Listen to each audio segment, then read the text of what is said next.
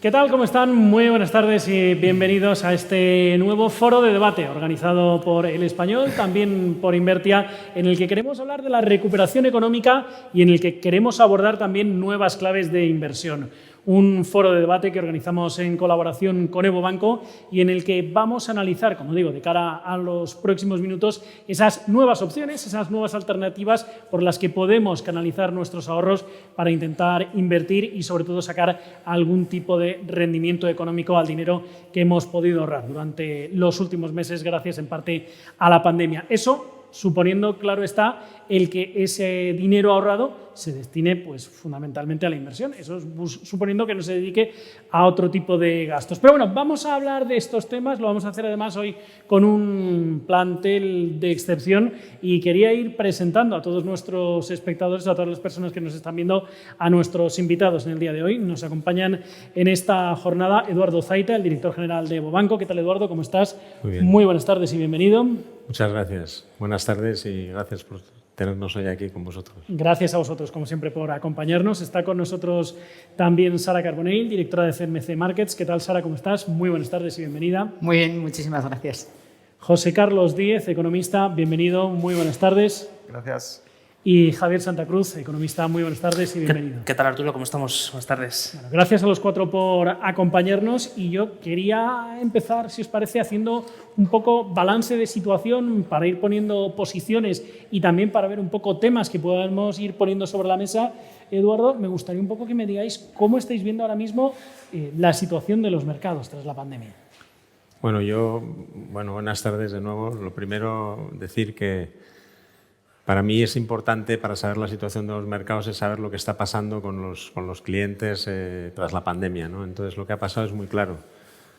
El ahorro ha crecido de manera sustancial. Lógicamente, hemos estado confinados, hemos estado sin podernos mover y dices, bueno, pero ha habido mucha gente que ha bajado la renta porque ha tenido problemas. Sí, la renta disponible ha bajado, pero el ahorro ha crecido hasta casi 1 billón en las familias y esto es exactamente el último dato que tenemos, que es abril contra abril, casi 56.000 millones de euros. Por tanto, una buena noticia para los mercados es que las familias tienen dinero para invertir. Por tanto, eso es importante. La segunda es que los tipos de interés siguen en negativo. ¿Quién nos iba a decir que íbamos a llevar ya casi 6 años de tipos de interés en negativo? Y el ahorro, lo que ha pasado es que por los depósitos ya los bancos no pagamos nada y se ha remansado en cuentas corrientes. Por tanto, está disponible para invertirse, ¿no?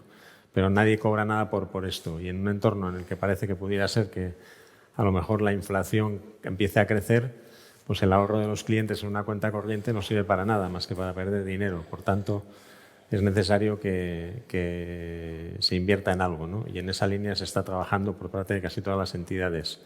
Luego lo que estamos viendo es que está creciendo la parte de la inversión en fondos de inversión. Y también vemos que a lo largo del año pasado y de este año ha crecido también la inversión de los clientes en mercados de valores. Yo no sé si el estar en casa y estar encerrado delante de una pantalla ha hecho que muchos clientes se hayan dedicado también a comprar valores, ¿no? Por tanto, esa es también otra de las noticias importantes para los mercados financieros. Y por la parte del activo, deciros que el confinamiento supuso una paralización de todas las financiaciones y una caída del consumo importante y, por tanto, del crédito para consumo, pero que ya en el mes de junio y julio del año pasado se recuperaron todas las operaciones que se habían parado y se empezó a crecer de nuevo. El año terminó por debajo del año 19, como no podía ser de otra forma, pero todo el mercado hipotecario se ha recuperado de manera muy rápida en este año, donde ya estamos creciendo en cifras comparables con el año pre-COVID, con el 2019, creciendo en torno al 3-4% la producción hipotecaria. Venido, todo se ha dicho, por un entorno de tipos más bajos de la historia y por un cambio que se ha suscitado en la cartera, en la producción hipotecaria de la cartera de los españoles que piden una hipoteca, éramos tradicionalmente clientes que pedíamos las hipotecas a tipo variable y la curva de tipos ha permitido componer ofertas a tipo fijo muy baratas y ahora mismo pues prácticamente el 60% de la producción hipotecaria se hace a tipo fijo. Por tanto, y por resumir, la posición es más liquidez, se está invirtiendo más en fondos, se está invirtiendo más en valores, lo que vemos en nuestros clientes, y también se está invirtiendo más en hipotecas. El consumo está por venir, mi percepción es que va a crecer muy rápido en los próximos meses si de verdad se va reduciendo la incertidumbre y estamos todos vacunados, la gente va a salir, está necesitada de salir y crecerá el crédito al consumo también. Y eso es lo que yo veo como gestor de un banco como Evo puramente digital, ¿no? Entonces, esas son las líneas básicas en las que veo el mercado de clientes que pueden acceder a mercados, a hacer operaciones distintas a tener el dinero en una cuenta corriente, remansado ahí, perdiendo dinero. Bueno, vamos a ir entrando en materia en los próximos minutos, si te parece. Sara, quería conocer también tu opinión y decía Eduardo ahora una cosa que es verdad, todas las casas de análisis con las que hablas lo decían, que durante la pandemia sí que se veía ese interés, ¿no?, por invertir, que parecía que la gente de repente como que había descubierto la inversión en valores. Yo no sé si esa tendencia se ha mantenido en el tiempo o no. Hombre, ahora está, evidentemente, fue quizá más grande en ese momento por lo que hemos hablado, que además estoy totalmente de acuerdo con lo que está diciendo Eduardo en cuanto al ahorro y en cuanto al interés. Es verdad que durante la pandemia, primero porque había ese ahorro y segundo porque la gente estaba en casa. Estaban más aburridos, evidentemente. Claro, y porque había mucha volatilidad y muchas oportunidades y, por ejemplo, con productos, pues por ejemplo como el nuestro con CFDs, que puedes aprovechar también las oportunidades a la baja, o que puedes invertir en la propia volatilidad, que hace unos años un inversor minorista medio, pues a lo mejor era un poco impensable hace 10 años que entendiese el concepto de voy a comprar volatilidad. Pero cada vez más yo también creo que, ya olvidando ahora la pandemia, con la información que hay y con todo el acceso que hay digital y tecnológico, todas las plataformas, cada vez más el inversor está súper informado y toma decisiones de manera autónoma, ¿no?, sin asesoramiento. Entonces, por ejemplo, bueno, pues efectivamente la volatilidad ha sido un activo donde se ha invertido mucho. Vemos también muchos activos alternativos de los que estoy segura que vamos a hablar hoy, porque creo que es importantísimo ponerlos encima de la mesa, como es toda la parte de criptodivisas. Vemos también no solo familias, sino gente muy joven que empieza a meterse en el mundo de la inversión, no solo valores, sino pues también, como decíais, fondos, pero también ETFs, diferentes sectores, ETFs sobre el agua. Hay un universo tan grande de inversión que está tan al alcance ahora ya de casi, iba a decir cualquiera, pero de quien quiera o se informe un poco, que efectivamente yo creo que esa es la buena noticia para el mundo de la inversión. Hay liquidez, hay ganas y luego hay entorno probablemente, ¿no? Yo también es verdad que creo que tenemos que ver un poco qué pasa con la FED y con esa posible subida de tipos de interés, que quizá creo, esto es una opinión personal, que va a ser antes del 2023, y ahí sí que a lo mejor podemos ver algo de salida de la renta variable, pero estaríamos hablando más de Estados Unidos. La situación en Europa creo que es distinta y sí que es más propicia para todo esto que estamos hablando, ¿no? O si ya hablamos de España, pues para que haya ese movimiento y ese interés por la inversión. Pero bueno, no hay que dejar de mirar como economistas también a la parte americana, ¿no?, qué va a pasar con los tipos de interés, con los rendimientos del bono de a 10 años, la renta fija, etcétera. Aún así, oportunidades sigue habiendo muchísimas, como decía, incluso en la propia volatilidad. Y en ese sentido sí estoy de acuerdo con Eduardo y que es buena noticia, ¿no?, para nuestro mundo. José Carlos. Bueno, vamos a ver cómo va la pandemia, porque es lo que nos ha provocado la crisis y ni los virólogos saben muy bien la evolución, ¿no? Pero bueno, lo que estamos viendo es un milagro científico en Occidente, con un avance de las vacunas sin precedentes. Esto del ARN mensajero llevaba 20 años, pero no se había probado, y ahora resulta que también sirve para prevenir el cáncer y luchar contra las células malignas. O sea que yo creo que es un cambio histórico en la ciencia médica con la pandemia. Las anteriores pandemias en Asia habían durado de coronavirus 2 años, 2 años y medio, y esta se va a cortar a 1, ¿no? Ahora tenemos la pata de países emergentes. Yo estoy en Naciones Unidas en el PNUD también y lamentablemente no han llegado, ahora empiezan a llegar. Entonces, claro, esto es la primera crisis, la pandemia de la globalización. O sea, hasta que no cortemos el virus en la India, pues ahora tienen una cepa en Londres y están otra vez volviendo a las restricciones. En Israel han vuelto a poner las mascarillas en los colegios. O sea que con prudencia, ¿no? Podemos decir que en esta fase de cierta, no normalización, pero de volver a la cierta normalidad, pues lo que estamos viendo es una recuperación económica muy intensa, mucho más intensa de lo previsto, especialmente en Estados Unidos. Europa le costó engancharse a la parte de vacunas, pero va ahora más rápida en vacunación, y también la recuperación, ¿no?, tanto de nuestros socios europeos, que para España es muy importante, y como la propia economía española. Y falta un poquito, pues, lo que es toda la conectividad aérea entre países, ¿no? Todo lo que es la movilidad dentro de los países está siguiendo un poco Europa y Estados Unidos el patrón asiático y lo que vemos es que en Asia pues todavía hay cuarentenas de conectividad entre países y claro, a un sector como el turismo, que es el 11 o el 12 o el 13% del empleo en España, pues es un sector que le va a costar, ¿no? Tendremos un mejor verano turístico que el año pasado, pero todavía pues, a un 50, un 40% por debajo de niveles del 19. Y luego, pues en los mercados, la verdad es que, no sé, yo 25 años trabajando, estudiando los mercados, cada día me cuesta más entenderlo porque hay una distorsión sin precedentes en la historia de la humanidad, que es lo que están provocando los bancos centrales y cambia mucho el comportamiento un poco racional de los agentes, ¿no? Cuando metes tanta liquidez en los mercados, intervienes y manipulas, ¿no? Porque lo que están haciendo los bancos centrales es manipular directamente los precios de los activos y los tipos de interés. Siempre lo han hecho, pero indirectamente, ¿no? Ahora ya salen directamente al mercado de deuda. Entonces, claro, ¿cómo se recoloca toda esa liquidez y a dónde llega y dónde provoca inflación de activos, que es lo que estamos viendo? Pues yo creo que hay excesos extremos en la bolsa tecnológica americana, en el Nasdaq. Puede durar, lo vivimos, yo viví el 97, era muy jovencito, empezaban esto de los mercados y en el 97 ya había excesos y pinchó en el 2001, o sea que las burbujas pueden durar y luego los mercados, y eso sí lo sabemos los economistas, son muy cíclicos, entonces tiene que haber algún evento que provoque, o sea, el ciclo económico tiene pinta, salvo que haya un rebrote de la pandemia muy brusco, que no parece a nivel mundial, tiene pinta que el ciclo económico va a ser muy intenso. La política fiscal de Europa, Estados Unidos, China, Japón es la más expansiva de la historia y eso va a tener un año 2022 de fuerte crecimiento económico. Y un poco el evento que puede provocar algo de inestabilidad financiera puede ser lo que ha dicho Sara de la Reserva Federal. No sé si los tipos de interés, como primero tienen que desmontar todas las compras de deuda, ¿no? Ya han dado una mini señal que es deshacer la posición en ETFs de crédito que hicieron, que es muy pequeñita, pero bueno, es una señal. Yo creo que el discurso del otro día de Powell es otra señal que están en esa fase de salida y esto de que la inflación no es un problema, bueno, en Europa no, como decía un profesor mío, la inflación para los que se la merecen, los europeos no merecemos inflación, ¿no? Esto es una economía enferma, envejecida, no queremos inmigración, ¿no? Entonces todos los recursos, puede haber una explosión de la I+D y de la innovación, que no tiene pinta tampoco, y puede haber un crecimiento fuerte, pero salvo eso. Pero en Estados Unidos sí, yo creo que la dinámica de inflación en Estados Unidos, no para ir a una espiral inflacionista como la de los 80, no, eso no.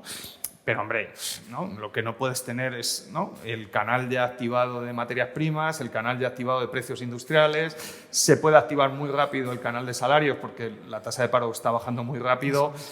Tú no puedes tardar, ¿no? Lo que enseñamos los economistas en los años 80 es que la política monetaria tiene que tener expectativas anticipadas. O sea, tú tardas un tiempo en cambiar las expectativas. Entonces, si tú eres adaptativo, que es lo que está haciendo la Reserva Federal ahora, tú vas por detrás de la inflación. Si la inflación se te va a ir a niveles estructurales del 3 o el 4%, no creo que haya que subir los tipos al 10% o al 20% como en el 81-82, pero, hombre, no puedes estar comprando deuda como si no hubiera mañana, ¿no? O sea, totalmente. Todo en la vida no puede ser, ¿eh? Entonces, yo creo que la Reserva Federal tiene un papel muy complicado en una economía muy dinámica que le está poniendo problemas. Ojalá los tuviéramos en Europa, que son problemas mejores que los nuestros, pero en eso, ¿cómo haces eso? Sin pinchar la burbuja del Nasdaq y tecnológica, pues en eso están, ¿no? Greenspan decía que era como pinchar un globo inflado, ¿no? Entonces, claro, tienes que meterle el alfiler por arriba, que salga el aire muy despacito. Lo que pasa es que generalmente cuando pinchas ya, bueno, que salga despacito, ya eso es otra cosa. De las burbujas sabemos muy poco de cómo se forman y de cómo pinchan, ¿eh? Y luego de cuál es la dinámica. O sea, sabemos lo mismo que de los huracanes, ¿eh? Sí, poquito. Aproximadamente. O de las pandemias, que tampoco te creas. O de las pandemias. Que sabemos mucho. Javier. Yo creo que hay que distinguir dos elementos. Por un lado, el rebote, después de una caída muy fuerte como la que hemos vivido en el último año ya casi medio, de retomar la senda del crecimiento potencial a largo plazo, ¿no? Entonces, en ese sentido, lo que nos encontramos es una diferencia sustancial entre aquellos países que no solo han rebotado, sino que ya han retomado esa senda de crecimiento potencial anterior a la pandemia, frente a aquellos que ahora están teniendo el rebote y, por tanto, tardará un tiempo entre que eso se produce y se retoma el crecimiento futuro. Entonces, eso es un elemento sustancial, porque de ahí depende no solo ya la recuperación de las economías, la recuperación del nivel de los beneficios empresariales, la recuperación también de todas las operaciones y especialmente del comercio global, que es una de las cosas que tiene que todavía pues, está lejos de situarse en los niveles anteriores. Entonces, es muy importante, y por eso también los organismos internacionales ponen mucho hincapié, los economistas ponemos mucho hincapié en ello, en primero saber cuánto nos queda hasta llegar a los niveles previos anteriores a marzo del 2020, y a partir de ahí cuánto de rápido o de despacio iremos en los siguientes años. Entonces, en el caso de las economías europeas vemos ya también diferencias muy notables, más allá de otros factores que impactan, pero vemos algunas de las economías, sobre todo de las grandes, donde ya se ha producido el rebote, donde, por ejemplo, pues está el caso de Alemania o de otras similares, donde la diferencia entre la caída que se produjo en el año 20 y la recuperación que tendrá en ese año 21 prácticamente va a compensar lo uno con lo otro, y por tanto a partir de los primeros trimestres del 2022 ya habrá recuperado la senda de crecimiento, frente al caso, por ejemplo, de España o de Reino Unido, por ejemplo, que fueron las dos economías europeas que más cayeron, y además las que tienen una mayor distancia todavía hasta recuperar la senda previa a marzo. Entonces, eso es un factor relevante. El segundo factor es algo que no sé hasta qué punto será fácil recuperarlo a medio plazo, que son las rupturas que se han producido en ciertas cadenas de suministro. Entonces, en los últimos días, aparte de que ya cuando se popularizan los términos ya uno lo toma con ciertas precauciones, pero la mayor parte ya de la opinión de mercado y por supuesto de los analistas, etcétera, habla todo el mundo ya de la inflación como el fenómeno permanente y el fenómeno más preocupante que podamos tener. Pero antes que eso es necesario saber y cuantificar, y no solo cuantificar, sino saber cuál es la solución o cuál es la vía de salida para rupturas de las cadenas de suministro, como es el caso, por ejemplo, de una industria que se ha puesto o que se quiere poner a la cabeza de la recuperación de las economías europeas, como es la industria del automóvil y concretamente el vehículo eléctrico, por ejemplo, ¿no? Entonces, donde estamos viendo ya cómo la llamada de los fabricantes, tanto de automóviles como de componentes, a que tenemos por delante 3 años de escasez de chips, de escasez de semiconductores y problemas muy serios con ciertos proveedores, los cuales prefieren suministrar a otras industrias que hacerlo al automóvil, o hacerlo a la industria energética, por ejemplo, para la instalación de baterías, almacenamiento, etc. Entonces, este es un caso concreto, pero ayuda a entender otros casos que se están produciendo de rupturas de las cadenas de suministro que provocan tensiones inflacionistas en el corto plazo, pero que habrá que ver a medio y largo plazo cómo se recompone y si alguna de ellas incluso tiene fácil recomposición. Y por último, el otro elemento que hablábamos de la bolsa de ahorro, ¿no?, de familiar, que se ha producido en estos últimos meses. A ver, es importante tener en cuenta que el ahorro que se ha generado en todo este tiempo es un ahorro que está muy localizado. Podemos saber y podemos aproximarnos a qué tipo de familias, qué tipo de asalariados, qué tipo de personas son las que han tenido capacidad de ahorro, pero eso ni mucho menos es un fenómeno generalizado en el caso, por ejemplo, de la economía española. Y sobre todo cuando una parte sustancial de ese ahorro, el Banco de España lo publicaba hace unas semanas, y también la contabilidad de los sectores institucionales lo podíamos ver, como una parte sustancial de ese ahorro es un ahorro por motivo precaución.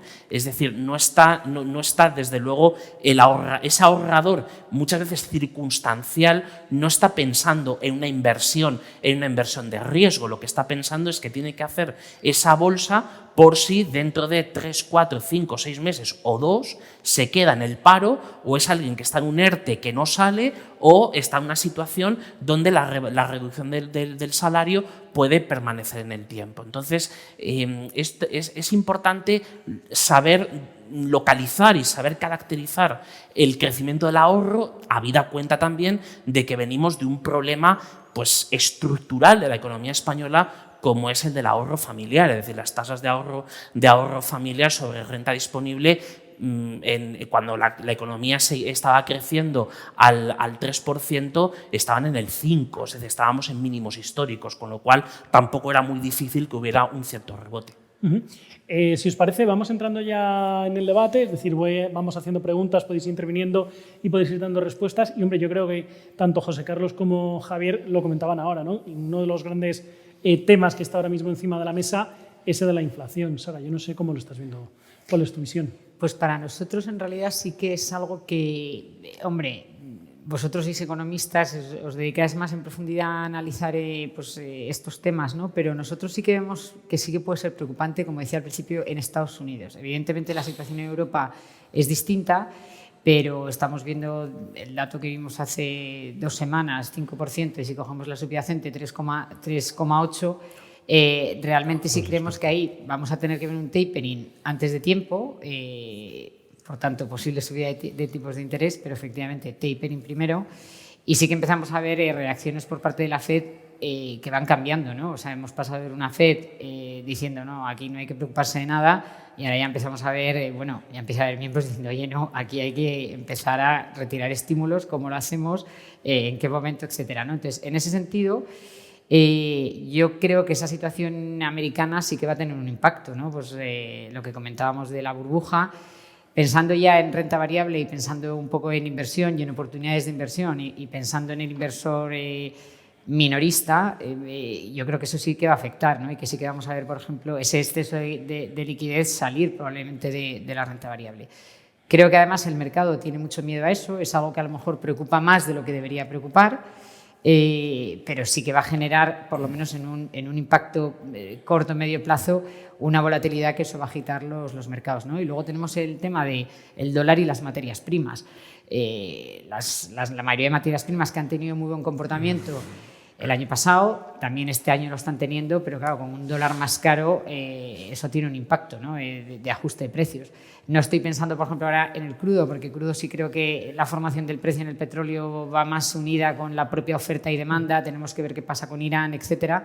Pero si pensamos, por ejemplo, en el oro, un dólar más caro, el primer efecto que tiene son descensos del oro, ¿no?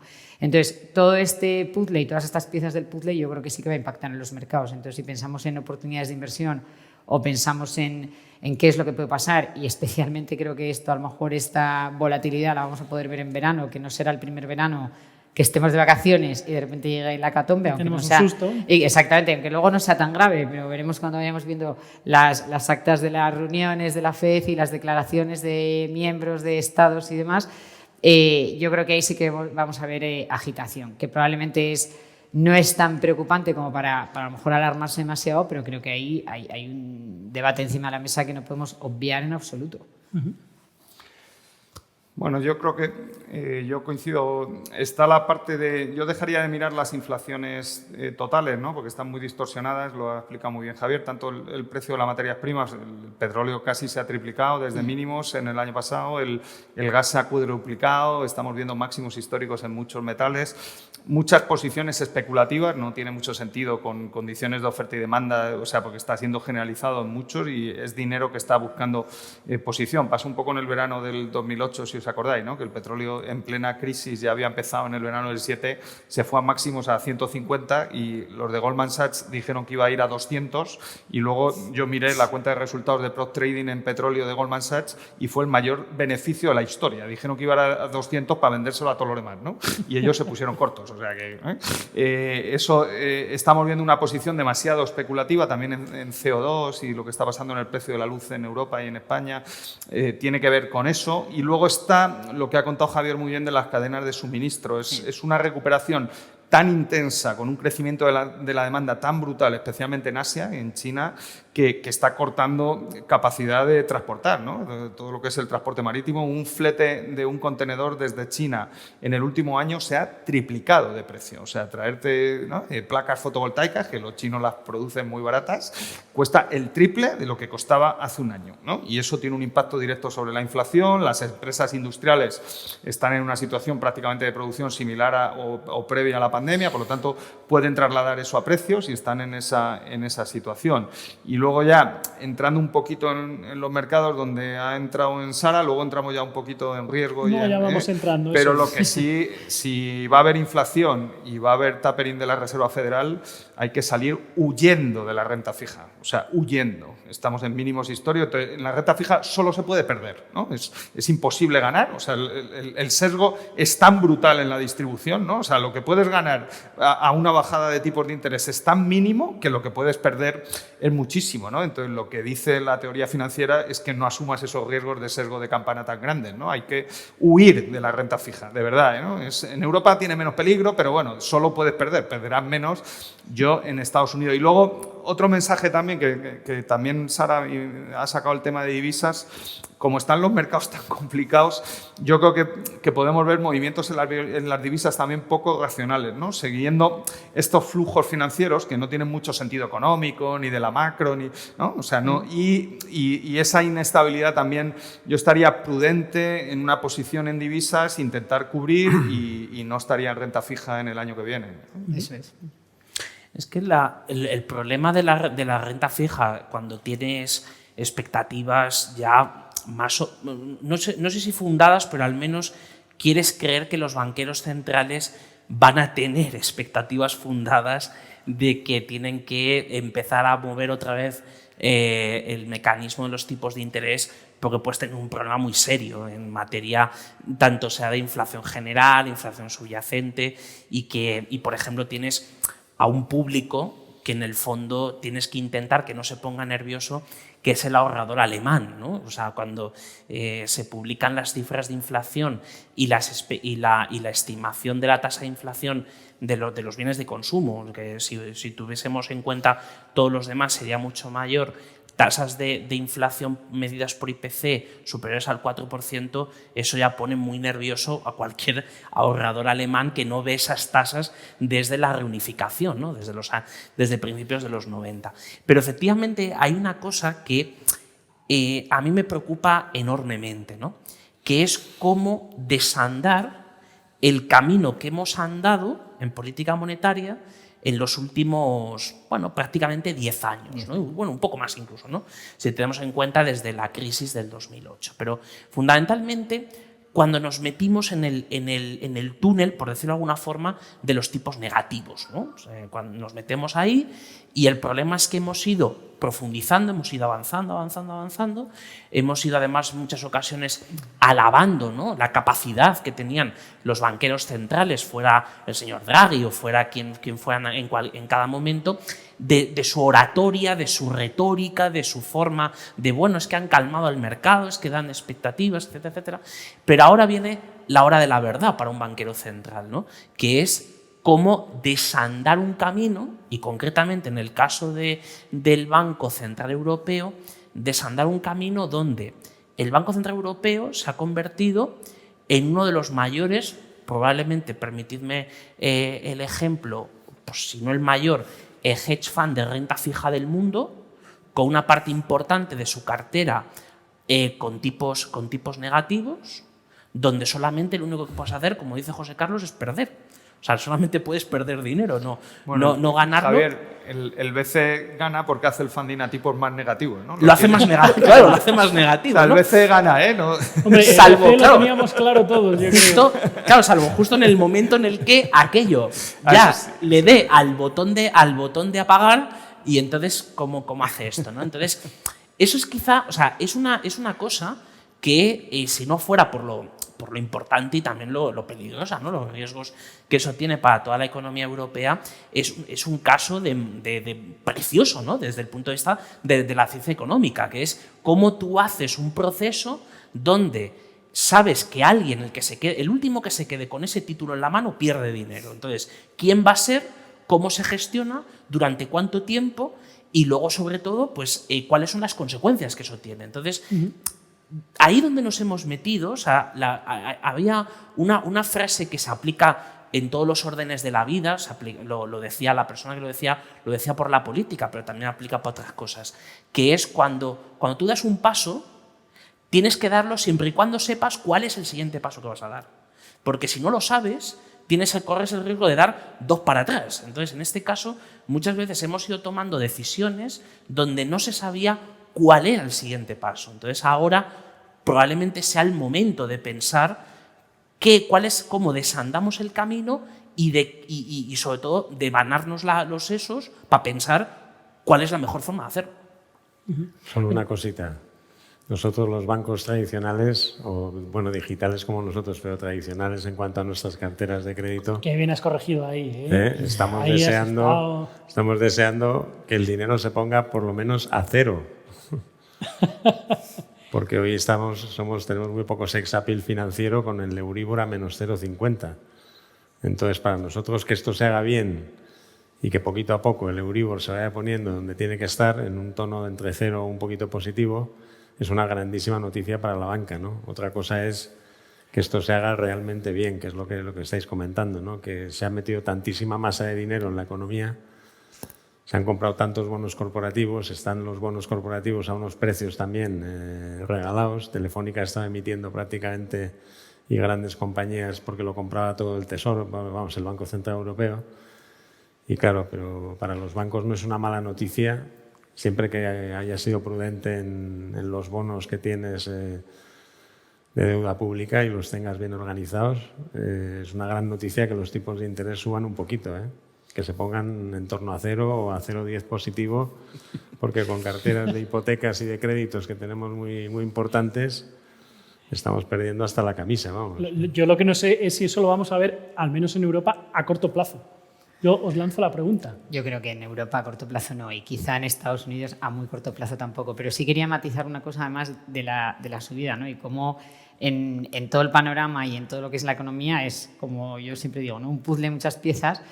Por ejemplo, Eduardo, y en su sector, ellos estarían muy contentos y a ellos les vendría muy bien que viésemos esa posible subida, pero en realidad va a haber muchas compañías que además los inversores y el mercado, que es desconfiado, ¿no? Y exigente, se van a ver perjudicadas, ¿no? Porque van a subir sus costes de financiación. Y a eso me refería yo antes cuando estaba hablando de Estados Unidos.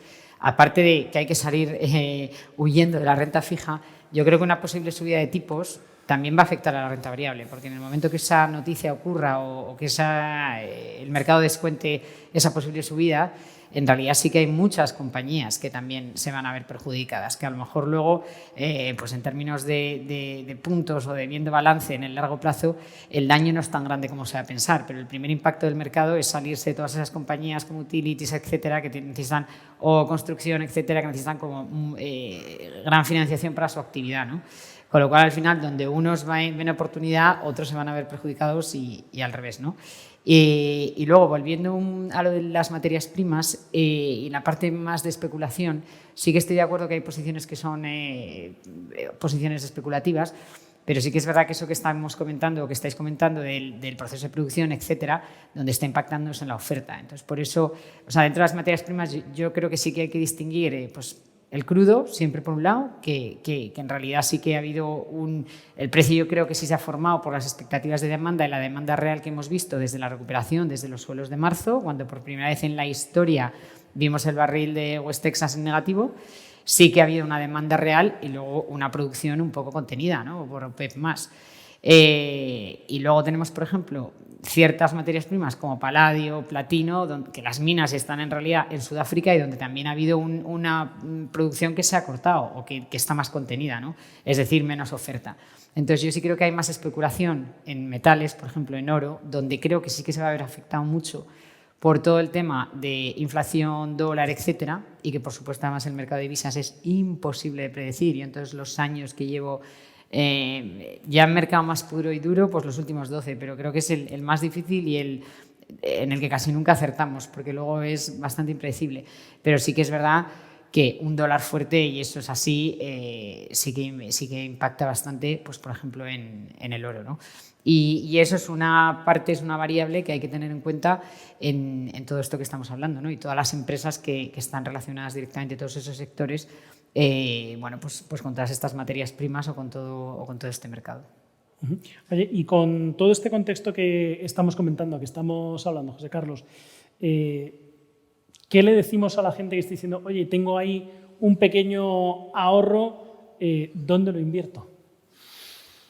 Bueno, pues Pero en la cuenta no te da nada, o sea, el depósito no te da nada. La primera pregunta que se tiene que hacer un ahorrador es si quiere asumir riesgo o si no quiere asumir riesgo, ¿no? Oye, si no quieres asumirlo, quédate como estás. Bueno, pero eso es 0-1, ¿no? O sea, ahí no, y lo tiene que decidir él. Claro, es una decisión muy suya. Le puedes asesorar, pero la decisión es suya. Si está por no asumir riesgo, pues como ha dicho Eduardo, en la cuenta del banco el dinero vale 0, o sea, el tipo de interés está al 0 y al banco le cuesta dinero, porque Eduardo, si ese dinero se lo lleva al BCE, le cobra el 0,50 por el dinero, ¿no? El tipo negativo. Cada nochecita que pasa allí, 0,50. ¿Vale? O sea, que no es que los bancos sean malos, es que los tipos están en negativo.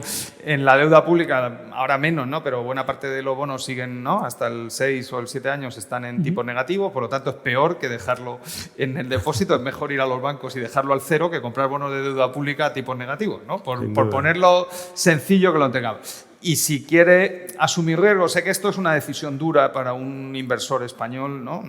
Hombre, los vuestros y de Invertia están un poco más acostumbrados, sí, ¿no? Ver, pero el inversor medio español es un inversor muy reacio al riesgo porque es racional, ¿no? No siempre los humanos somos racionales, pero en España, con una divisa muy inestable y una inflación muy inestable, la deuda pública siempre ha pagado un tipo de interés sistemáticamente por encima de la inflación. Entonces, tú podías tener carteras de fondos de pensiones y de fondos de inversión en deuda pública y siempre el inversor y el ahorrador estaba contento, ¿no? Tú le devolvías más dinero de lo que había perdido de poder adquisitivo, ¿no? Eso se acabó en 2008 y ahora está en negativo. O sea, ahora tener dinero en deuda pública te cuesta, ¿no? Tú tienes que pagar al gobierno español por custodiarte el dinero, ¿no? Claro, imagínate, nosotros inventamos las finanzas modernas en el siglo XIII, luego, ¿no?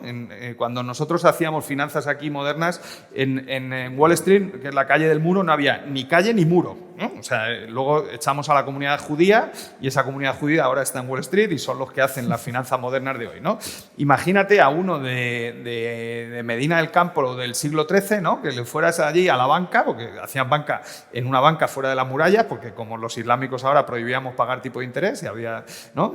Unas leyes muy disparatadas en España entonces, que le ibas y le decía, mira, te voy a dejar dinero, ¿no? Y tú me pagas por el dinero. Claro, el judío no lo habría entendido, ¿no? Porque, no le cuadra. Bueno, es como alquilar una caja fuerte, si lo piensas, claro, ¿no? ¿no? Que tiene un coste también. Entonces tienes que entrar en activos de riesgo, ¿no? Y lo que tienes que intentar, y como dice Warren Buffett, es intentar entrar en activos de riesgo que entiendas y que si no lo entiendes es mejor aprender, ¿no? O sea, y hay activos que tienen cierta complejidad, no pasa nada. O sea, hay que entender bien las dinámicas que estás haciendo, ¿no? Y ahí, pues evidentemente, está el inmobiliario, que otra cosa no, pero a España se nos da bien, ¿no? O sea, es otro activo que nos gusta. No siempre, pero bueno, nos gusta, ¿no? Nosotros, el condestable de Castilla, que era mercenario, se hizo noble recuperando terrenos a los árabes, se gastó toda su fortuna en un palacio en Burgos del Cordón y una capilla en la catedral, ¿no? ¿no? O sea, que a nosotros lo del ladrillo se nos da bien, ¿no?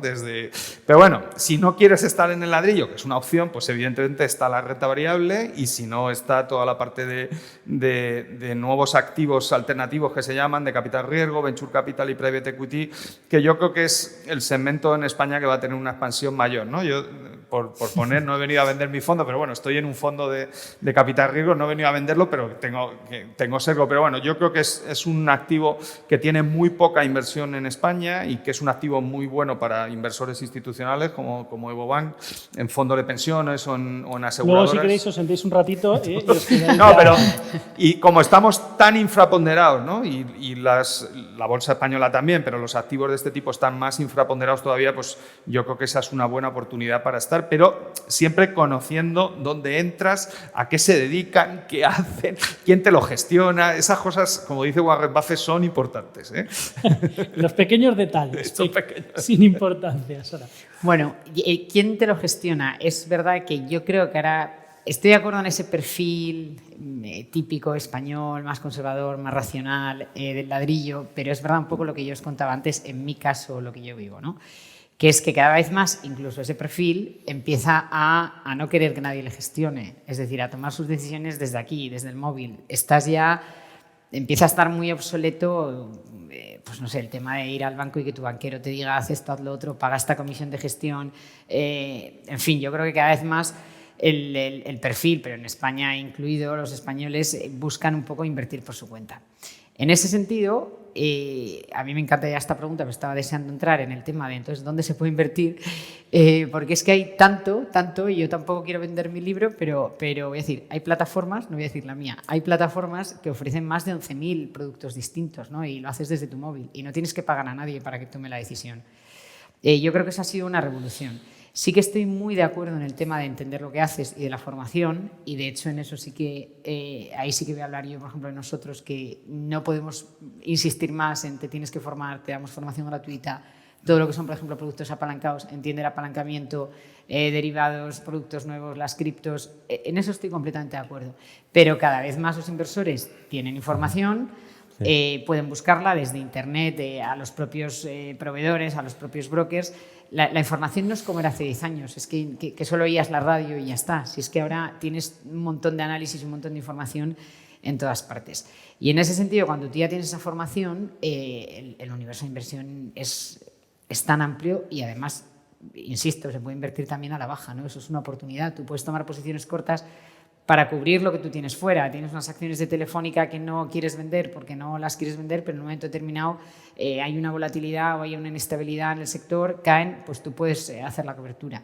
O pues lo que hablábamos de lo que pasó el año pasado, con las caídas del crudo, verlo por primera vez en la historia en negativo, es decir, es que te pagaban si te llevabas un barril, pues eso era una oportunidad. Hubo gente que se benefició de eso tomando posiciones cortas en el CFD del barril de West Texas. Con lo cual, oportunidades yo creo que hay y va a haber 1000 o muchísimas, y lo que sí es verdad que el inversor tiene que saber que esto sonará primero de carrera y a lo más básico, pero que es verdad que es la diversificación, que eso también creo que es otro problema que tiene el inversor quizá más conservador o más típico, que al final solo miran lo mismo, ¿no? Que es pues bolsa española, siempre los valores, los de siempre. Y no, hay muchísima diversificación y yo creo que hay que meter en todo ese universo pues un poquito de todo, siempre y cuando lo entiendas y estés formado, eso por supuesto. Sí, yo suscribo que para un perfil de cliente avanzado como es el cliente de banca privada, una de las oportunidades son los productos de valor alternativo, ¿no? Que en nuestro grupo se están desarrollando bastante.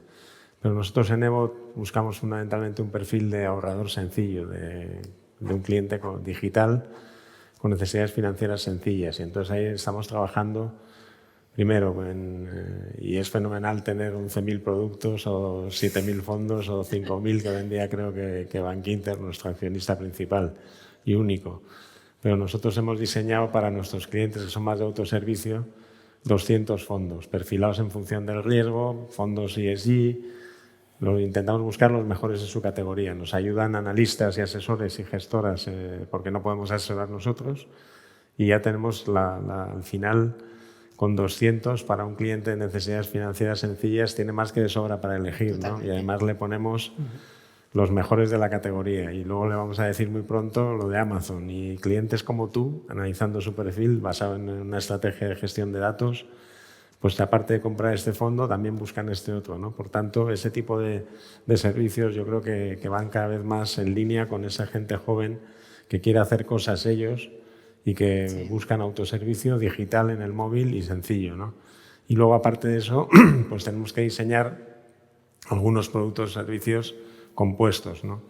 Hemos compuesto uno que se llama el Plan Inteligente, que es el primer robo-advisor que se lanzó en el mercado en 2017. Tenemos 70 millones.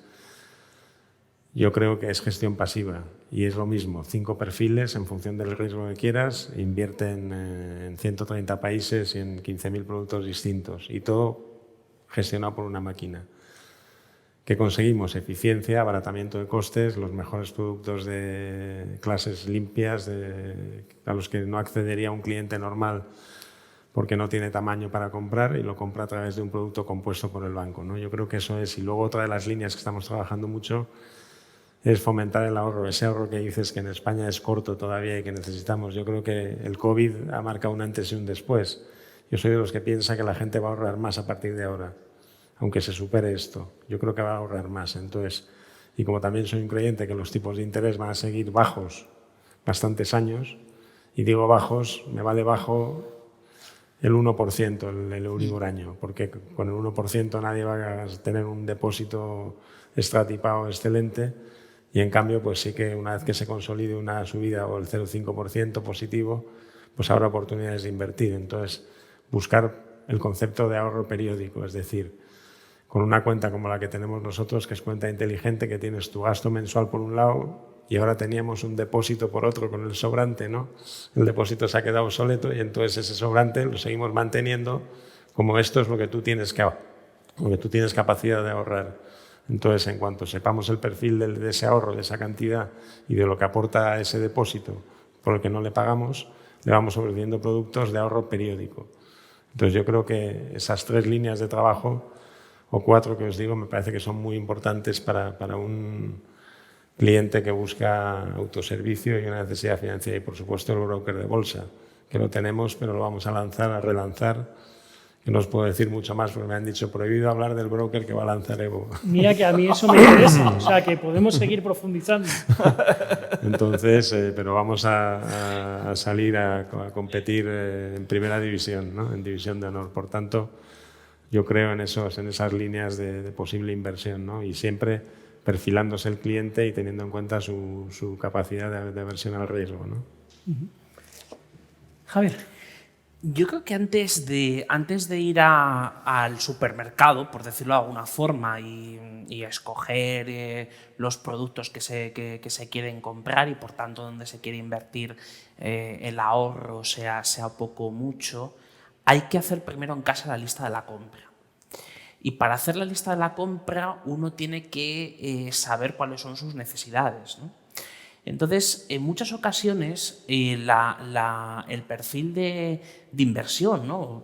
Más o menos parecido del promedio de las familias españolas representativo, tenía mucho de proyección de cuál era su verdadero perfil de riesgo o, mejor dicho, de cuáles eran sus necesidades, ¿no? Entonces, en un país en el que básicamente las cuatro grandes áreas de planificación a largo plazo, 3 de ellas son provistas por el sector público hasta ahora, las pensiones, la sanidad y la educación, pues quedaba una, que era la vivienda. Y entonces ahí lo que se hizo fue invertir de una manera extraordinaria hasta llegar a un punto en el que en España el coste de tener una vivienda en propiedad es muy grande en términos no en términos patrimoniales, sino en términos del esfuerzo financiero que tiene que hacer una familia si lo ponemos en relación a su ahorro, en relación a su renta disponible. Entonces, claro, cambiar ese mix de inversión a día de hoy, o bien lo cambias por causas de fuerza mayor, y fue el caso a partir de los años 10, 11, cuando ya la tendencia de los tipos de interés ya se veía que iban a estar muy bajos durante mucho tiempo,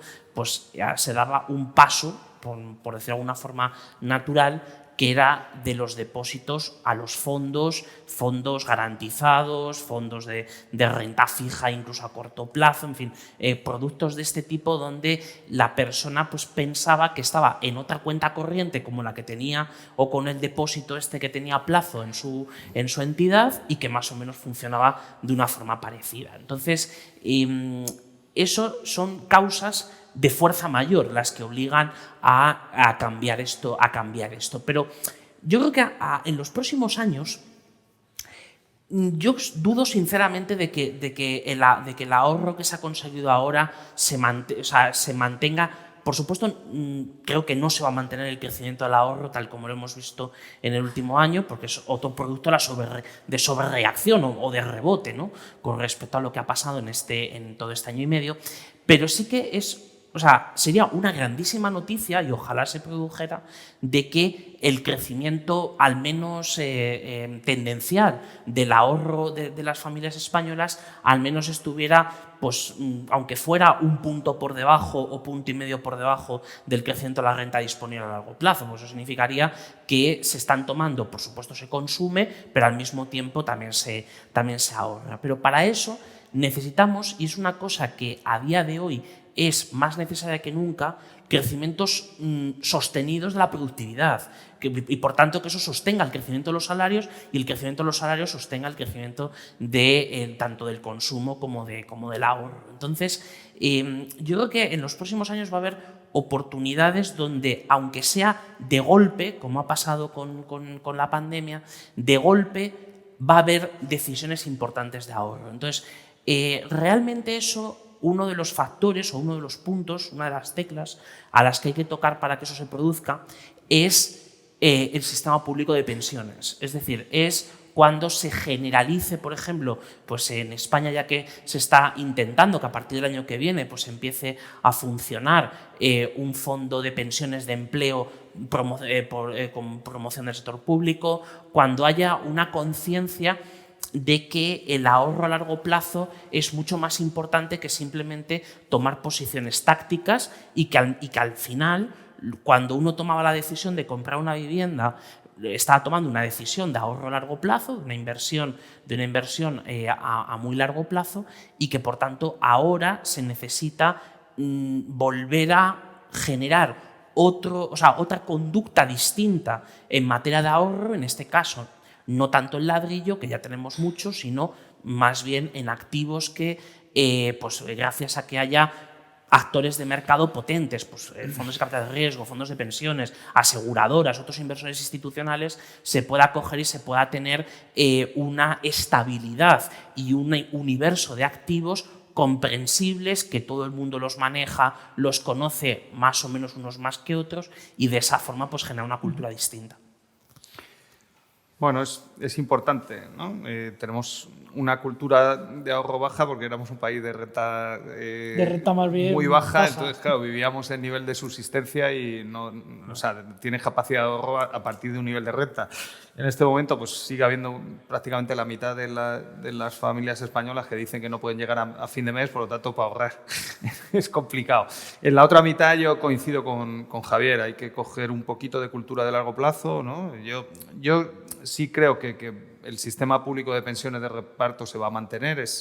Se creó para evitar las 4 principales causas de pobreza extrema, que son la viudedad, la orfandad, la incapacidad o la jubilación, y habrá, ¿no? Lo que sí es verdad que irá perdiendo peso en tu cesta de la compra, o con esa pensión en los próximos 10 años pues tendrás menos capacidad de comprar, ¿no? Y tiene que ir reforzada con algún tipo de ahorro, y eso debería también, ¿no? Combinado con lo que he dicho antes de ir a una gestión no solo de renta fija, ¿no? Dar más cobertura. A ver, ¿no? Nosotros tenemos varios problemas en la economía española, ¿no? Pero uno de ellos es que estamos muy habituados de canalizar ahorro al ladrillo, ¿no? Y eso se nos da muy bien desde hace siglos, ¿no? Pero bueno, en los últimos 30 o 40 años especialmente, ¿no? Si el condestable de Castilla, en vez de meter todo el dinero en las capillas y en los edificios, hubiera metido la mitad en I+D, pues hoy seríamos Noruega, ¿no? Pero no somos Noruega, ¿no? Entonces, cómo con tipos cero o negativo tienes una gran oportunidad para, si aumentas la tasa de ahorro y canalizas ese ahorro hacia empresas e inversiones más productivas, más tecnológicas, un poquito, o sea, no quiero decir que la burbuja del Nasdaq sea buena, pero las burbujas también son merecidas. O sea, no es casual que la burbuja se haya producido en San Francisco, porque estamos hablando de la mayor concentración de talento y de éxito tecnológico de la historia de la humanidad.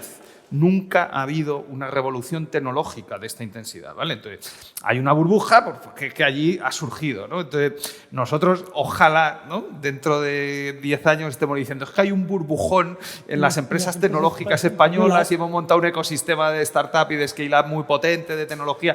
Ojalá tengamos esa burbuja y sea el problema que tengamos que gestionar, ¿no?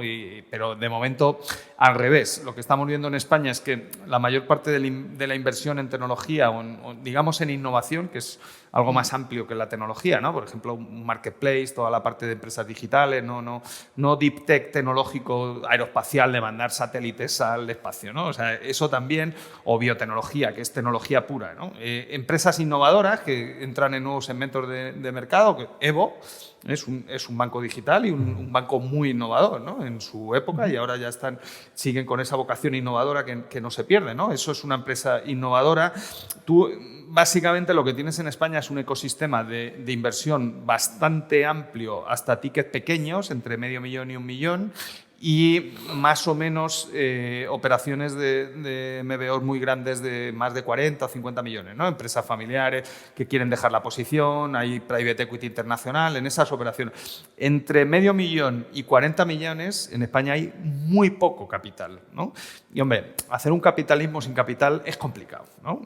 Claro, queremos cambiar muchas cosas, entonces si canalizas un poquito más de ese ahorro hacia este segmento de inversión y lo haces bien, porque, ¿no?, yo creo que lo de la diversificación está sobrevalorado, porque puedes diversificar, en la burbuja diversificábamos mucho, ¿te acuerdas?, con los créditos sindicados y todo iba al ladrillo. O sea, entonces hay que no hace falta diversificar tanto, como dice Warren Buffett, con 8 o 10 valores bien elegiditos. Bueno, ¿no? pero 8 o 10, no los 4 de bueno, siempre, vale, pero... Telefónica, Repsol, no bueno, sé, pero, ¿sabes? Pero claro, si 8 o 10 por lo dice, menos. no, como quiero diversificar, voy a invertir en el Nasdaq en Estados Unidos. Pues, hombre, Harry Markovich no sé si estaría de acuerdo que eso es una diversificación prudente, ¿no? O sea, que al final el capitalismo tienes que comprar barato y vender caro. Si compras caro y vendes barato, te va mal, ¿no? Esto no ha cambiado a pasar de la... Entonces, yo creo que es una grandísima oportunidad con tipos negativos o cero de pasar y si aumentamos la cultura estructural de ahorro, como dice Javier, de trasvasar ese ahorro hacia esas empresas tecnológicas. Y hay una ventaja ahora en España. Hoy sí tenemos empresas de ese tipo para invertir. De hecho, lo estamos viendo todos los días. Como no hay capital aquí, todos los días salen en Invertia empresas que han captado capital en Noruega, en Estados Unidos, en Israel. Son españoles. No hay un gen que diga que el español no puede desarrollar tecnología e innovación, ¿no? Lo que no hay es capital, ¿no? Entonces, si desarrollamos esos mercados de capitales, yo creo que sería mucho más fácil, pues, aumentar el empleo, los salarios, pagar mejores pensiones, todo esto que dice Javier, yo coincido plenamente, ¿eh? Eso es obvio, ¿no? Lo que pasa es que creo que seguimos hablando mucho de perfiles que quizá pues en bancos innovadores, por ejemplo, como Evo, o en lo que es la parte tecnológica, en la parte digital, en tener donde inviertes tú desde el móvil, yo no sé si ese perfil entra, ¿no? Estamos hablando mucho de pensiones, de familias. Yo es que de verdad creo que hay un nicho en España, bueno, y en todo el mundo, pero de inversores que son jóvenes, que eso es un universo, son nuevas generaciones. Que son las nuevas, claro, que nos estamos olvidando de ellas la manera de... y que están deseando invertir. Y cuando decimos diversificar, por supuesto que hay que diversificar, porque si yo me refiero a diversificar cuando hablas a veces con el típico señor inversor de 60, en plan, es que me han vendido un fondo... Yo diversificado, tengo Telefónica, Repsol... Repsol, Telefónica, o que le han vendido, es que esto es lo último de lo último, eso no sé qué, y eso sí que no lo entiende. Entonces, diversificar en el sentido de... Hay gente que entiende mucho, que te gusta un sector y que dices, es que tienes una compañía del mismo sector que va mucho mejor y que está en Alemania. Y esto lo puedes hacer desde tu móvil así, clic, la compras y encima pagas muchísimos menos comisiones, ¿no? Yo creo que eso es innovación, eso es tecnología y eso es modernidad. O sea, si nos vamos a lo antiguo de lo antiguo, es donde creo que estamos perdiendo un poco a dónde de verdad nos dirigimos, ¿no? Y no solo eso, sino que también, pues, lo que hablábamos antes, por ejemplo, de cosas que antes eran más difíciles para los inversores, y ahí es donde creo que el inversor pagaba mucho por esos consejos y esas decisiones y ahora realmente lo puedes hacer muchísimo más fácil, pues eso, desde un móvil, pues por ejemplo, como invertir en el sector del agua, en compañías ESG, en fondos que te cogen las mejores ESG y que tienen 5 estrellas y que son los mejores. Entonces, eso ahora mismo está al alcance de todos y eso es lo maravilloso y a eso me refiero yo con diversificar. Y luego, ya no sé, se me ha perdido que iba a decir también de la tecnología, que estoy de acuerdo en lo que estás diciendo, pero que sí que es verdad que además esta burbuja, en realidad luego vemos resultados trimestrales y es que sigues viendo cómo empresas como Facebook siguen subiendo usuarios, siguen subiendo los ingresos por publicidad, siguen teniendo unas perspectivas positivas de demanda, etcétera. Con lo cual es verdad que hay burbuja, pero efectivamente hay burbuja porque hay talento y yo creo que hay muchas compañías tecnológicas donde sigue quedando potencial, es decir, que el potencial no se ha agotado. Es verdad que hay algunas en Estados Unidos que están sobrevaloradas, pero es que sí que hay muchas que dices, no, pero es que si tú coges sus resultados, es que de verdad todavía le queda potencial. O está cotizando con un PER que nos está diciendo que le queda potencial y un fair value que le dan la mayoría de casas de análisis todavía muy por encima de lo que ha cerrado el día anterior, con lo cual ahí todavía hay potencial. No, que coincido con ella, que o sea, a lo mejor no me he expresado bien con lo de la diversificación, ¿no? El refranero español dice, no metas todos los huevos en la misma cesta. O sea, que eso es histórico. Pero bueno, la teoría de la diversificación, porque mucha gente, a veces veo a gente así muy técnicos en los mercados usando conceptos que no manejan del todo bien, ¿no? La teoría de la diversificación surge con un teorema de Paul Samuelson, que fue Premio Nobel de Economía, que dijo que cualquier activo financiero podía ser representado por una distribución normal, ¿no? Y por su media y su varianza, porque la distribución era simétrica, ¿no? Eso no es cierto, lo sabemos ya que no es cierto, pero bueno, el teorema funcionó y sobre eso un señor que se llamaba Harry Markovits en la escuela, en la Facultad de Economía de Chicago presentó su tesis doctoral de cómo se combinan en una cartera dos activos con variables aleatorias. Entonces, fue una tesis puramente matemática. De hecho, Milton Friedman, que era el presidente del Tribunal de Tesis, le dijo antes de empezar, oiga, usted no pensará que le voy a aprobar una tesis doctoral en Chicago en economía con matemáticas, ¿no? Luego se la aprobó y fue Premio Nobel de Economía. Entonces, lo único que dijo es que cuando combinas dos activos, la media es la suma ponderada de las medias de las rentabilidades de los activos y la varianza es la A más B por 2AB, ¿no? Ya está, ¿no? Eso es la teoría de diversificación de Markovits. Todo lo que se han inventado después no lo dijo Markovits, ¿vale? Que citan a Markovits como si fuera Salomón, ¿no? Entonces, te voy a poner un caso concreto para que lo entiendan muy breve, que tenemos muchas cosas que tocar todavía. En Estados Unidos los fondos de pensiones meten el 10% de la cartera en Venture Capital, en Private Equity. 10%, ¿no? Y lo invierten mayoritariamente en empresas de Estados Unidos, ¿no? En España los fondos de pensiones meten el 1% de la cartera y lo invierten mayoritariamente a través de fondos en empresas de Estados Unidos. Eso no es diversificar, porque tú lo que estás haciendo es aprovechar y comprar un activo muy caro cuando tienes activos muy baratos en tu país que desconoces porque no desarrollas un ecosistema de capital riesgo aquí para identificar esas oportunidades. ¿Qué está pasando? Que lo estamos viendo ya en Madrid, que los grandes fondos de San Francisco están aterrizando aquí para ver las oportunidades aquí. Nosotros, como somos un poquito acomplejados, ¿no? Tenemos ciertos complejos de inferioridad, ¿no? Pensamos que a través de fondos estamos más seguros. No, es lo mismo que hizo Goldman Sachs con el petróleo, ¿eh? Te está vendiendo el petróleo caro a ti para ponerse corto. Bueno, pues ellos están aprovechando al ahorrador español para soltarle toda la castañas pilongas que tienen de allí, que están todas en pérdida. O sea, Facebook da beneficios. El 80% de las empresas del Russell 3000 no generan ni ingresos. O sea,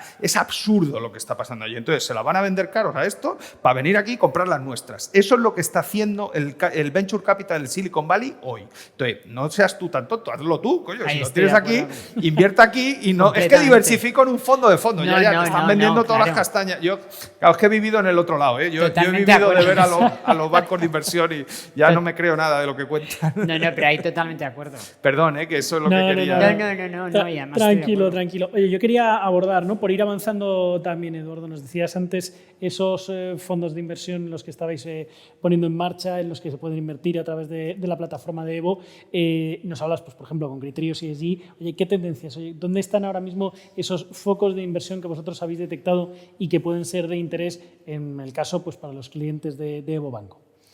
Bueno, pues lo que estamos es viendo en cada categoría los mejores, ¿no? Y entonces los ponemos ahí para que los clientes puedan acceder a los mejores fondos.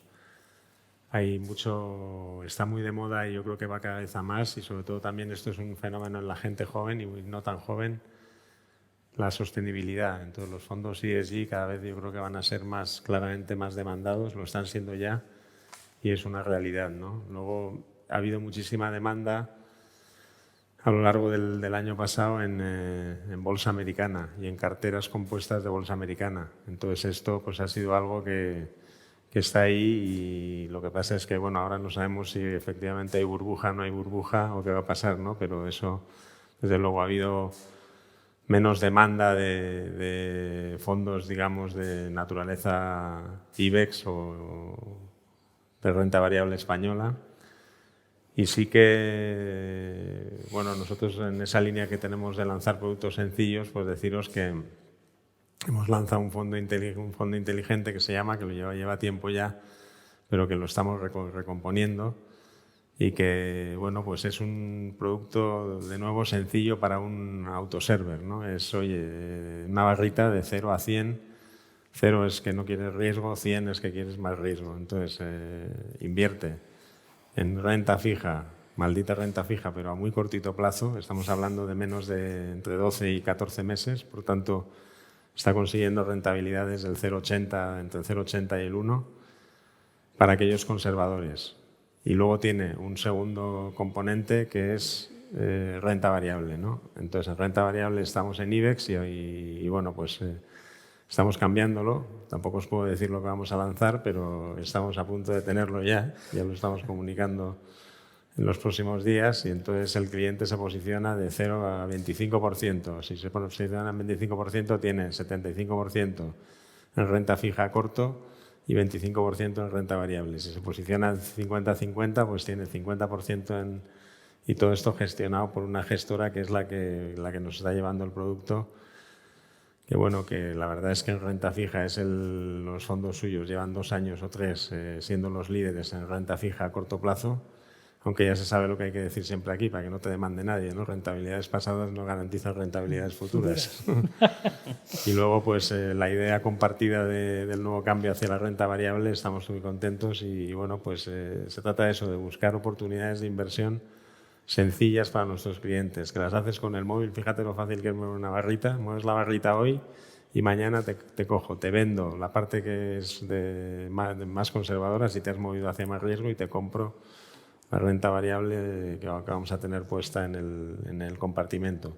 Y así, al día siguiente quiere volver a vender otra parte, pues así todos los días, ¿no? Entonces, todo esto con un comisionamiento muy bajo, sin apenas intervención de personas, y buscando eso. Entonces, cualquiera que se acerque a nosotros, y lo digo, y mirando a todos que sois expertos, y nos ofrezca ideas que puedan ser sencillas para venderse digitalmente y que se adecúen a perfiles de un inversor que busca cierto nivel de autoservicio y un perfil en base a un criterio de riesgo que quiera asumir, estaremos encantados de componer un producto sencillo, fácil, transparente, de poco comisionamiento, y que le permita intentar conseguir algo de dinero a un dinero que lo tiene en una cuenta corriente y no le va a pagar nada en los próximos, igual digo 10 años y me quedo corto, porque yo sigo pensando... Para que no te Y demanden. ya de paso... Dices 10 años para que no te para que demanden. No, 10 años por el dinero que tienen en la cuenta corriente.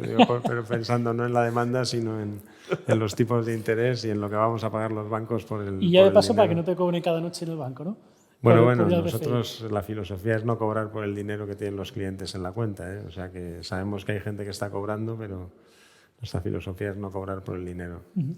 Sara, en vuestro caso, ¿qué estáis detectando ahora como tendencias de inversión más...? Pues nosotros una de las tendencias, bueno, es que va por épocas y y hay muchas, ¿no? Pero yo creo que ahora mismo, lo estábamos hablando antes de empezar, es todo el tema de las criptos, y creo que es algo que no podemos obviar que están ahí. Puede haber un debate de horas de... Eso te iba a decir, nos daría para otras 3 horas de debate solamente hablando de criptoactivos. Y yo no me meto, o sea, es decir, no emito juicios de valor en el sentido de los bancos centrales detrás, no están, son un peligro para la economía, probablemente vaya a haber monedas digitales, euro digital, que lo va a hacer los bancos centrales, pero que es una realidad que los inversores, y aquí los más jóvenes, ahora mismo tienen un interés enorme por esto, y que yo creo que han llegado para quedarse. Lo estábamos comentando antes de entrar. En el momento que una casa de subastas subasta un NFT, un CryptoArt, por 69 millones de dólares, es algo que no podemos decir nada. Pero esto no creo que llegue para quedarse. Y en nuestro caso, como también las cotizamos, es decir, no compras la divisa real, iba a decir real o digital, porque más que física la llevas en un wallet, pero sí puedes invertir en todas ellas, ¿no? A través incluso de índices que engloban pues, las 10 más populares o las emergentes o todas, es decir, a través de diversas maneras. Y yo creo que eso es una tendencia que estoy segura que si dentro de un año repetimos esta charla, ya vamos a ver a más instituciones, y bueno, y de hecho ya está ocurriendo, pero con más fondos, con más opciones que incluyen ya criptodivisas, estoy segura, y de hecho ya todos se han pronunciado de alguna manera o de otra. Los grandes bancos, pues no estamos en ello, pero estamos haciendo una investigación a ver qué impacto van a tener, o estamos en ello, pero en fin, yo creo que es algo que ha llegado para quedarse, y que eso es una tendencia que está ahí, que ahora probablemente sea una de las más demandadas, ¿no? Y luego un poco pues también lo que estábamos hablando antes, el tema de las materias primas, que hace muchos años los inversores, sobre todo de una edad determinada, yo creo quizá un poco más maduros, ¿no? A partir de 50 años, no incluían tanta materia prima, o no preguntaban tanto por materias primas, o no entendían cómo se movían, o no entendían cómo se creaba la formación del precio. Y ahora sí, que yo creo que es otra tendencia de la que se habla mucho, también por lo que pasó el año pasado, porque precisamente al estar todos encerrados en casa, todo esto tuvo mucho impacto en muchas materias primas, para un lado y para otro. El tema de las materias primas alimenticias no sufrió ningún daño durante la pandemia, todo lo contrario, hubo muchas en las cuales subió bastante la demanda, ¿no? Y luego teníamos el caso contrario de las que participan en el ciclo productivo como el crudo, que bueno, ya hemos comentado lo que ha pasado. Entonces, bueno, son tendencias que empiezan a estar aquí desde hace ya tiempo, no son súper nuevas, desde hace ya años, y creo que cada vez más pues, deberían de estar, como decimos, al alcance de todos, de una manera o de otra, es decir, pues a través de fondos, pero como decíamos, de manera sencilla desde tu móvil, con bajas comisiones, porque a mí lo que no me gusta nada es cuando al final el inversor y sobre todo el minorista es que tiene que pagar una burrada en comisiones por algo que en realidad podría hacer por sí mismo desde su propio móvil, ¿no? Y eso creo que debería estar al alcance de todos, que ya está, que sí que se ha democratizado mucho la inversión en los últimos años, y que hay tendencias, pues eso, que antes sonaban más exóticas y ahora preguntan mucho por ellas, y casi todos o muchos empiezan a meterlas en cartera. A ver. Yo creo que una de las cosas que nos hemos dado cuenta durante todo este prácticamente año y medio, pero sobre todo en los momentos más duros, y eso es una temática de inversión que a mí siempre me ha parecido muy, muy importante, y que afortunadamente mucha gente pues, está posicionando sus carteras, está redirigiendo sus inversiones, es a ese concepto que hemos vuelto a recuperar, que es el de los sectores estratégicos. Es decir, todo aquello que hace funcionar a una sociedad, a una economía, a un país diariamente.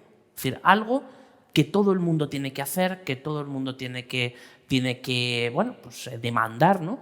Y que eso hace funcionar a un país. O sea, evidentemente, una de las cosas, y aquí un poco barro para casa, que es el sector agroalimentario, es decir, desde la agroindustria y el sector del agua, pasando por el sector energético, pasando por las telecos, o sea, y especialmente pues, lo importantísimo que ha sido para seguir trabajando desde casa, que tengamos unas redes y unas infraestructuras y un servicio extraordinario de los mejores del mundo que tengamos en España y en general también en Europa. y precisamente los principios de la soberanía alimentaria, de la soberanía energética y concretamente la soberanía alimentaria, que afortunadamente hemos vuelto otra vez a recuperar el concepto que proveniente de nada menos que del Tratado Fundacional de la Unión Europea. Y así como otros más, por supuesto el sector financiero. Es decir, hay una serie de sectores y de actividades que en el fondo son sectores que podríamos decir hace unos años, ¿no? Podríamos haber dicho en mercado que son un poco aburridos, ¿no? Porque bueno, que invierte en cosas, en infraestructuras, en redes, en cosas de este tipo, pero en el fondo es lo que de verdad da la estabilidad a la economía presente y futura, y sobre todo es una fuente de generación de riqueza, es una fuente de generación de ahorro que permite invertir en otras cosas. Entonces, cuando hablamos de algunas modas, ¿no? De algunas tendencias, como es el caso pues, de esto del ESG, ¿no? Al final, el ESG, dentro de las diferentes cosas que engloban, una de las más importantes cuando hablamos del cambio climático, del medio ambiente y demás, es precisamente la importancia que tiene la tierra, que tiene la producción agroalimentaria, la conservación de los espacios naturales, una gestión eficiente del ciclo integral del agua. Entonces, todas estas cosas, cuanto más se popularizan y cuanto más forman parte del mix de cartera de un gestor, pues desde luego son buenas noticias. José Carlos. Bueno, yo creo que esa parte que dice Javier es muy interesante, ¿no? John Keynes, el economista, era especulador en la City de Londres y él decía que los mercados son algo que hay que intentar anticipar en media, ¿no? O sea, te da igual si tienen fundamentals o no fundamentals, pero si el dinero va a ir hacia un lado, yo creo que va a entrar mucho dinero, como ha dicho Eduardo, en fondos de impacto, muchísimo dinero, y creo que hay que estar en fondos de impacto, ya solo por una cuestión puramente especulativa. O sea, si tú compras antes y luego entra otro, el precio sube y se lo venden más caro, ¿vale? Esto es capitalismo básico, ¿eh? Luego está la parte del compromiso moral, y, ¿no? También, que yo creo en los fondos de impacto. Nuestro fondo es un fondo de impacto también y vamos a exigir a nuestras empresas, pero solo por una pura visión de interés propio, de especulación, yo creo que ahí va a haber mucho interés. En esto que dice Javier también, un poco creo que Europa ha marcado bien la senda de los fondos europeos. No son un fondo de recuperación, son un fondo de política tecnológica y esperemos que de política industrial, no solo de tecnología, que desarrolle también impacto de inversión y de empleo. Y creo que hay que estar en esos sectores de economía circular. El agua va a ser un bien escaso, hay ETFs directamente sobre los futuros del agua, pero hay muchas empresas en el ecosistema que van a hacer mucha inversión para resolver un recurso escaso y ahí hay un enorme potencial, toda la parte del agroindustria, la biotecnología, el sector tecnológico vinculado a la salud, en agricultura saludable, todos los nuevos hábitos de consumo. Yo creo que hay que entender hacia dónde va a ir la demanda y dónde va a crecer, ¿no? Y luego, en clave de un poco más macroeconómica, quitando el caso particular de Estados Unidos, ¿no? que tiene un desarrollo tecnológico envidiable, creo, está incipiente, pero bueno, creo que es el momento de Europa. Europa está infravalorada, tiene buena tecnología, está en esa fase de apostar por lo que hizo Estados Unidos en el Venture Capital, en el Private Equity hace 20 años, ahora se está produciendo aquí y de nuevo vuelves a comprar barato, ¿no? Y luego, evidentemente, en renta variable y directamente en bolsa ya, hay que estar en los mercados asiáticos. Yo sé que para nosotros es muy fácil mirar a Europa y a Estados Unidos, son los mercados que conocemos, pero el 80 o el 70% del crecimiento mundial se produce en Asia. Entonces, las bolsas son cíclicas, o sea, los beneficios empresariales van vinculados al ciclo económico. Si la tecnología y los nuevos recursos se están invirtiendo allí, pues evidentemente los mayores beneficios se van a producir allí y hay que estar allí, tanto a nivel de inversión como a nivel de nuestras empresas, ¿no? Hay que cambiar un poco la mentalidad de siempre hemos mirado hacia el norte. Para nosotros el norte ha sido el referente de democracia, de estabilidad, ¿no? de historia, de cultura. Bueno, el norte es una economía enferma. Europa no crece. Es el sitio del mundo que menos crece con Japón. Entonces hay que mirar hacia el sur y un poquito hacia el este, que es donde está el crecimiento mundial y que es donde está la revolución tecnológica, ¿no? En banca digital Evo es un buen ejemplo, pero claro, los chinos van un poquito avanzados, que hay que ir allí a Shanghái y ver lo que están haciendo, porque son líderes tecnológicos en banca digital, o sea que esto ya ha cambiado, y es un mundo nuevo, más complejo, pero un mundo maravilloso, ¿no? Yo creo que aprovechándose esas oportunidades se puede todavía encontrar activos no sobrevalorados, como es el caso del Nasdaq, que oye, que vuelvo a decir que puede seguir subiendo, que el ciclo va, o sea, que todo va a favor y el viento va a favor de que las bolsas suban, ¿no? Pero bueno, es verdad que están muy infladas algunas y pueden corregir con el ajuste que hemos dicho de la Reserva Federal. Oye, nos quedan pocos minutos. Hablaba antes Sara del tema de los criptoactivos. Quería preguntarte, Eduardo, ¿vosotros en criptoactivos estáis planteando hacer algo o estáis haciendo algo en este momento? Pues llevamos un equipo multidisciplinar trabajando ya 2 meses. Hemos traído a un par de expertos la semana pasada que nos han dado una sesión bastante interesante y no os puedo decir mucho más. Os digo que, bueno, yo creo firmemente en que esto ha venido para quedarse. Mucho más cuando en mi vida particular, en los últimos 3 o 4 semanas, la dentista a la que voy, que es una chavala joven de 35 años, encantadora, que no sabe nada de finanzas, según estaba ahí con la máquina, me dice, y oye, criptodivisas, ¿qué opinas? Y le dije ahí con la boca, no habrás comprado, ¿no habrás comprado? Dice, he comprado y estás perdiendo hasta la camisa. O sea, la dentista y un taxista que me lleva por Madrid, un chaval joven que se compró una casa hace poco, también ha comprado criptodivisas con los ahorros que tenía. Entonces, me parece que esto ha venido para quedarse, que hay bastante fiebre por comprar estos activos. Efectivamente, los bancos estamos en una posición de estudiarlo y no decir demasiado y vamos a ver qué dice el regulador y es verdad que tiene alguna serie de problemas como es el de PBC, el origen, porque si el origen de todo está en tu entidad y tú traes un cliente desde el inicio a comprar y a vender y te lo trae y te lo devuelve y está justificado el movimiento de fondos, no hay ningún problema, pero si de repente te traes a ese cliente y cuando ya le has hecho cliente te dice, por cierto, que tengo 5 millones en 3 criptodivisas y quiero empezar a venderlos contigo. Dice, tienes un problema. Tienes un problema porque el regulador nos obliga a que esos 5 millones estén identificados. Y yo no tengo tan claro que hasta hoy esté muy identificado el origen de los fondos en un montón de estas entidades que ofrecen acceso, de estos brokers que ofrecen acceso. Sin duda, si hay una entidad que tiene que tener claro algo o participar de este mercado, en términos de poder dar acceso a sus clientes a criptodivisas, somos nosotros, que somos un banco digital puro y estamos trabajando en ella. No te puedo decir más porque lo tenemos que componer concretamente para un próximo consejo del banco en el que vamos a contar los avances y las ideas que tenemos al respecto. ¿Cuándo dices que es el próximo consejo? Julio. En julio.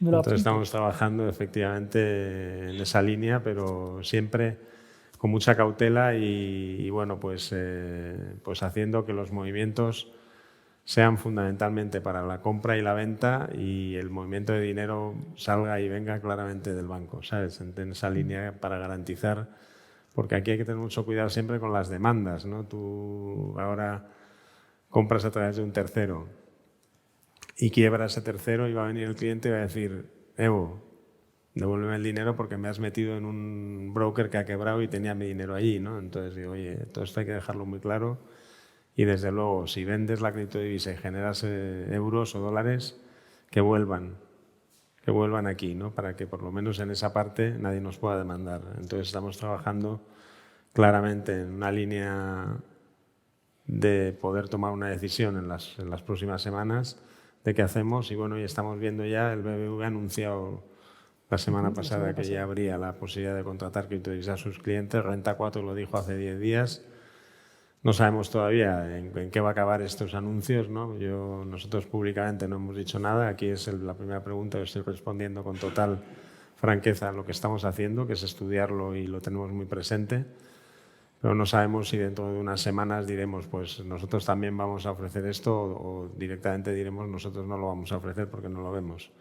Pero yo soy un convencido de que un banco digital como Evo de primer orden tiene que ofrecer esto sin ninguna duda y desde luego estamos trabajando en ello. No, brevemente con respecto a la cuestión de las criptodivisas. O sea, efectivamente, cuando es un producto y es unas ideas que se están generalizando, pues lógicamente es algo que por lo menos hay que considerar, y sobre todo es una cuestión para los economistas más, digamos, interesante desde el punto de vista del debate que ha introducido desde hace pues, más de 10 años sobre la política monetaria, sobre la creación de sistemas alternativos, la posibilidad de escapar, ¿no?, de los sistemas de divisas actuales. Más allá de eso, son cuestiones donde realmente te metes en un mundo muy distinto, es decir, donde en el fondo siempre que ocurre como con cualquier otro mercado donde no hay una contrapartida central o donde no hay una organización o una regulación, pues hombre, lógicamente ahí es algo que tiene que ser acordado entre las partes y las partes tienen que ser conscientes de los riesgos que asumen. Entonces, para mí personalmente las criptodivisas es una cuestión que siempre la he observado más desde el interés del concepto en sí, es decir, de lo que puede suponer, pues no sé, a medio plazo. Por ejemplo, vimos la experiencia de cómo algunos proyectos concretos se convertían, si no hubieran parado su crecimiento, se hubiesen convertido en una seria amenaza, como fue el caso de Libra, ¿no?, la moneda de Facebook y el resto de los socios que habían tomado esa iniciativa. Entonces, vamos a ver a medio plazo de verdad en qué reto se convierte esto, y sobre todo teniendo en cuenta que los bancos centrales han aprendido mucho, y una de las cosas que más tarde o más temprano va a terminar surgiendo es la criptodivisa, digamos, del Banco Central, ¿no?, esto del digital currency, que ahora pues ya casi todos los bancos centrales con un cierto tamaño ya han publicado su propio estudio y su documento, y hoy a lo mejor eso es una posibilidad que pueda suceder. José Carlos.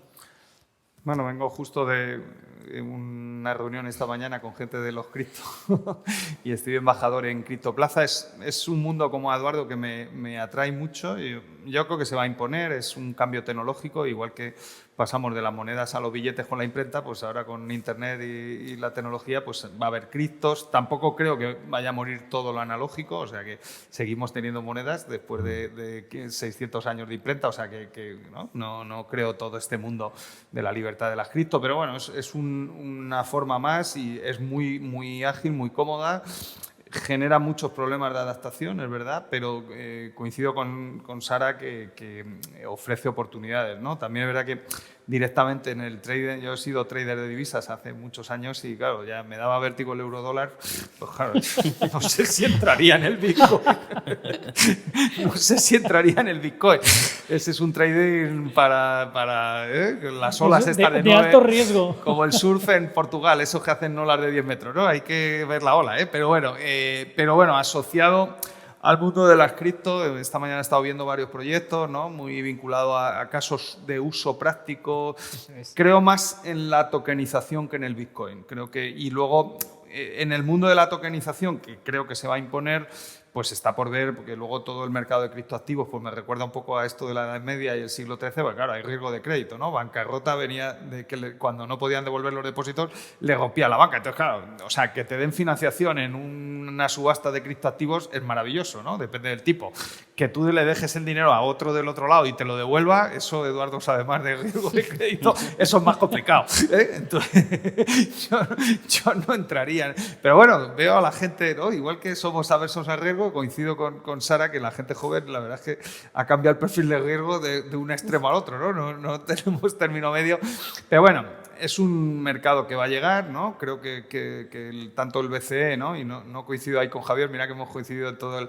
A ver, lo que está sacando el BCE no es una criptodivisa, es un paripé de una moneda digital que es el euro. O sea, en vez de llevar billetes, llevas lo mismo. Es lo mismo. Y encima van a sacar una cosita así de pequeñita para que no cambie nada, ¿no? Entonces, eso no es... O sea, es como decía el conde de Lampedusa, hagamos una revolución para que no cambie nada, ¿no? Es que vamos a dar un giro de 360 grados. Pero bueno, a ver qué hacen los chinos, porque los chinos quieren prohibir el Bitcoin porque tienen un control de capitales y esto les pone muy nerviosos, lo de las Están un poco criptodivisas. tensos los chinos. Muy en este momento, nerviosos. sí. En Europa no hay control de capitales, no tenemos ese problema y es más una experimentación. Vamos a ver cómo va, pero evidentemente que vamos a un mundo... Al final el dinero en su medio de pago es una forma, no sé, a lo mejor me pongo muy básico, pero como Eduardo está y me encanta cómo entiende al cliente y lo hace sencillo, yo voy a hacer la economía sencilla. Esto de la economía de mercado es uno que quiere comprar y otro que quiere vender. Y el dinero es algo que les permite ponerse más fácil de acuerdo, ¿vale? No nos liemos. Y la tokenización va a facilitar muchísimo eso, muchísimo. Y los bancos centrales no pueden mirar para otro lado. Que les cambia toda su estructura, la estrategia de política monetaria, claro, pero es que eso ya eso no lo puedes parar, ¿no? Esa dinámica ya está, ¿no? Yo creo que lo que hay que hacer es garantizar la estabilidad financiera, garantizar la confianza del consumidor, que no algún tipo de seguro de depósitos o que no estafen y que no pierdan los depósitos los consumidores. O sea, todo eso que ya lo hemos pasado en el sistema bancario tradicional se tiene que ordenar. No tiene sentido que a estos señores les metan una regulación del carajo de la vela, o sea, no sé las horas que dedicáis a cumplimiento normativo, pero debe ser infinito, ¿no? Y estos otros no tengan nada, ¿sabes? No puede ser, ¿eh? O sea, es como el taxi y el Cabify. Yo soy neutral, ¿no? Cojo los dos, pero no puede ser que a uno le obliguen a ir de blanco y con una línea roja y el otro hace lo que le da la gana, ¿no? Pone el agua que le da la gana. No puede ser, ¿vale? O sea, si vamos a un mercado a competir, vamos a competir igual, ¿no? No es justo que a estos señores le metan ese cumplimiento normativo y en el otro lado no haya nada, ¿eh? Yo no sé, Eduardo, por qué sufre más, si por las horas que les metes en la regulación o por el dinero que os cuesta la regulación. No, por el dinero, es brutal. Yo O sea, tengo yo creo mis que- dudas. Yo creo que las cifras se han multiplicado más que por 10, por 15. Lo que hace 10 años pagaba el grupo Bankinter por regulación y lo que paga ahora, incorporándonos nosotros también, Evo como banco 100% digital de Bankinter, está multiplicado por 15. Tremendo, ¿eh? Tremendo, tremendo, tremendo. Y encima con el Euribor a menos 0,50. y con efectivamente competidores no bancarios, digitales, que vienen aquí y nadie dice nada y hacen lo mismo que tú y no pagan, no tienen este coste de capital, este coste regulatorio, no tienen los mismos sistemas de control del dinero, de los clientes que vienen, de todo. Y volviendo a la cripto, yo estoy contigo. Me parece que el movimiento de la tokenización del euro no va a afectar para nada a la criptomoneda. La criptomoneda se ha convertido ya en un bien que hay cantidad de demanda y cantidad de oferta sobre ello. Está en un mercado ya de brokeraje digital brutal y eso no lo para el euro digital que hemos leído que quiere lanzar el Banco Central. Vamos, yo creo que eso, y contigo coincido, esto ha venido para quedarse, vamos, sin ninguna duda. Y para terminar con las cripto. Pues añado una cosa, que lo que sí es un hándicap, porque es verdad que yo creo que el futuro es un poco eso, ¿no? Que el día de mañana vayamos a comprarnos un jersey y cuando vas, estás fuera o donde sea, ¿y con qué pagas? ¿Con euros, en dólares, en bitcoins, en la que sea, Ether? Pero lo que sí es verdad donde está el hándicap es el tema de la contaminación, que es algo que no hemos hablado. ¿El tema de? De la contaminación, es decir, toda esa minería y esa tecnología que tiene detrás, que es el famoso blockchain, que va así como por bloquecitos, eso genera una contaminación brutal de gasto de electricidad y de sistemas informáticos. Y ahí sí que es donde creo que está el hándicap. Ahí es donde está la debilidad que estamos viendo en los últimos meses también, por eso ahora estamos viendo que hay mucha más volatilidad, las subidas ya no son tan limpias como han sido y donde empezamos a ver caídas y días con muchos altibajos, porque en realidad ese sí que es el hándicap. Es verdad que creo que estas plataformas, por ejemplo Ethereum, que es la plataforma que decimos comúnmente vendo o compro Ethereum, pero en realidad la divisa es el Ether, pero lo que es la plataforma es Ethereum, sí creo que se está dirigiendo a intentar solucionar este tema, pero sí que es verdad que si no se resuelve, ahí es donde vamos a ver más complicado que las empresas de consumo, me refiero, que venden al cliente final, puedan incluir, pues por ejemplo, eso, ¿no? Que el intercambio que decíamos, que es verdad, tú compras, vendes y el dinero que te permite es intercambiar, se pueda llevar a cabo con las criptos. Y ahí sí que hay un hándicap grande que no hay que perder de vista. quitando esto, de acuerdo con lo que hemos dicho todos aquí, y han llegado para quedarse, seguro. De hecho, con lo de la contaminación ya has visto que hay grupos que lo que hacen es decir, no, mire, fíjense, porque tenemos aquí estudios muy sesudos en el que se demuestra que un tanto por ciento viene ya de energía puramente renovable. Es decir, que ahí también incluso ya están haciendo su propia labor de lobby para que se dé muestras de que el Bitcoin o de que la criptomoneda pues también está cambiando, ¿no? Oye, me quedan 3 minutos a modo ya de resumen y casi minuto y resultado, Javier, para ir terminando. Básicamente, desde lo que hemos empezado a comentar hasta ahora, ya metiéndonos en algún aspecto concreto, yo creo que en los próximos meses tenemos, por un lado, esa recuperación rápida, rebote de las grandes economías, y por tanto el cómo esto pues da un poquito más de gasolina a los mercados financieros, especialmente a la renta variable. Vigilar por el retrovisor y tenerlo muy presente qué es lo que va a ir pasando con respecto a los precios, es decir, si la dinámica inflacionista de verdad tiene una continuidad en tiempo, no la tiene, y por tanto eso que requiere desde el punto de vista de política monetaria. Y otro elemento que no hemos comentado, pero que también es importante, que es qué va a ocurrir desde el punto de vista de la política fiscal. Es decir, ¿qué es lo que vamos a ver ahora en estos, evidentemente, con presupuestos expansivos, que son los que hemos tenido hasta la fecha, pero vamos a ver también cuál va a ser el movimiento siguiente, por ejemplo, pues, especialmente en el caso de España, donde tenemos un déficit público muy alto, vamos a ver si es posible corregir, igual que digamos, la rapidez que vamos a tener a la hora de rebotar, también la tengamos al recortar una parte sustancial del déficit que se ha generado. O sea, que no tengamos una situación donde hayamos incrementado de golpe 4 o 5 puntos de déficit estructural y, por tanto, eso, una digestión temporal durante bastante tiempo de un déficit estructural tan alto es bastante compleja. José Carlos. Bueno, yo coincido. Hay un componente del déficit que, si va bien la pandemia, yo voy a poner, pero bueno, todo apunta que vamos muy rápido en la fabricación. De hecho, ya sobran vacunas en Occidente, ya vamos a regalar a los emergentes, o sea que ya es una buena señal. Si contenemos la pandemia en los emergentes también, especialmente la India y los países, Brasil, esos países más afectados, eso tiene que normalizar todo, y la economía mundial yo creo que va a tener 2-3 años por delante de mucho crecimiento con política fiscal. Hay un componente del déficit muy transitorio, que es principalmente el gasto sanitario en la pandemia y el gasto en ERTES y todas las medidas que han sido muy cuantiosas. Recordemos que hubo 3,5 millones de trabajadores en ERTES, ahora estamos en 500,000 y bajará y seguirá bajando. Y los déficits van a bajar. Hoy me ha gustado escuchar a la ministra de Economía en España empezar a hablar de que hay que empezar a reducir la deuda y el déficit. Yo creo que sí. No puedes cometer el error del 10 y del 12, que es volver a meter a la economía en recesión. O sea, hay que meter la medicación justa y la vacuna justa para que no cometamos los errores, pero evidentemente que lo del 2008, que se nos ha olvidado, fue una crisis de deuda, y la deuda mundial está bastante por arriba del 2008. O sea, que estamos todo el día yendo hacia adelante y las políticas monetarias.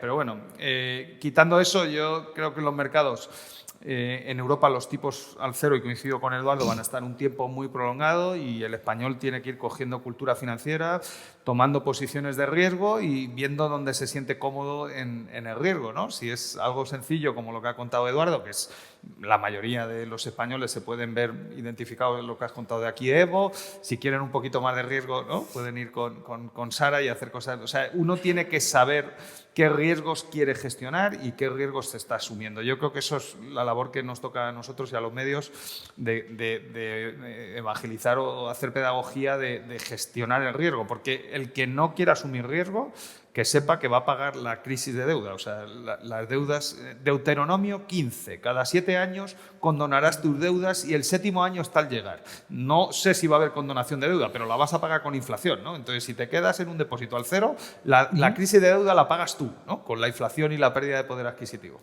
Sara. Bueno, es que hemos hablado de tantas cosas que voy a ver si puedo resumir con qué me quedo, con lo más simple, y que me gusta mucho todo lo que hemos hablado. Efectivamente, la recuperación está encima de la mesa y la va a haber. Europa vamos un poco por detrás de Estados Unidos, pero también tenemos esa recuperación encima de la mesa.